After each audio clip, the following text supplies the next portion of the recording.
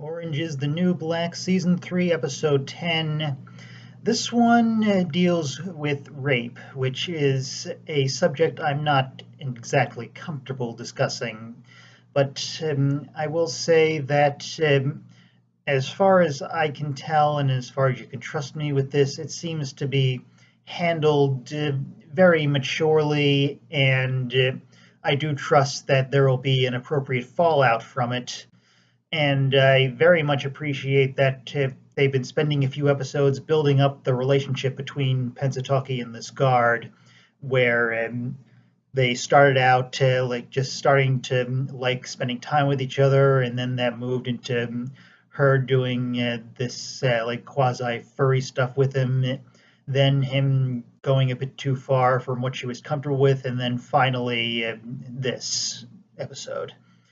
And it really does show that you can't just tell by looking who is going to be attacking you this way. It could come from anyone you know, and that is a message that's important for young women to hear.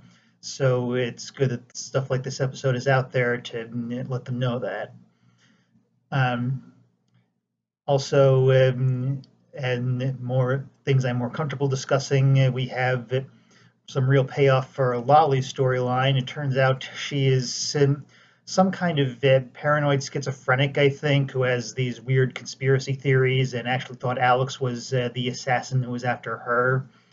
So that kind of explains all the stuff she's been doing, and now she thinks they're teaming up against like the government or the Illuminati or whatever she thinks is going on.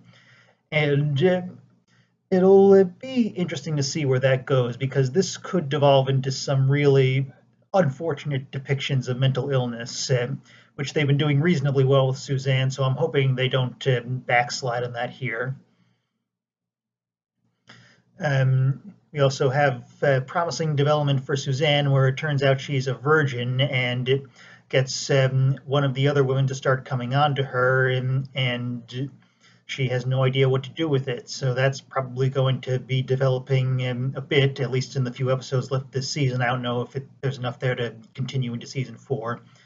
But similarly, we have more of Piper and the Australian woman whose name I still can't remember. And I, much as I'm enjoying the underwear subplot, especially with the way she keeps making such a big deal out of this, when really she's running this very skeezy business like behind everyone's backs, I just cannot care about this relationship at all, because we know nothing about this woman, like absolutely nothing.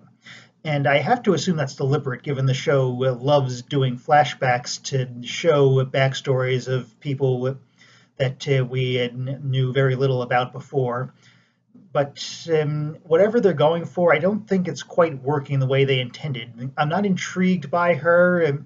She's Australian, she has tattoos, but we need more, and I don't see why Piper is like drawn to her by about anything besides looks. So I'm hoping they fix that soon if they're going to keep going with this. But hopefully the show will get back to stuff I feel better talking about soon, because this could get pretty heavy, and I don't think that will be fun for anyone. But that's what I'm left with for now.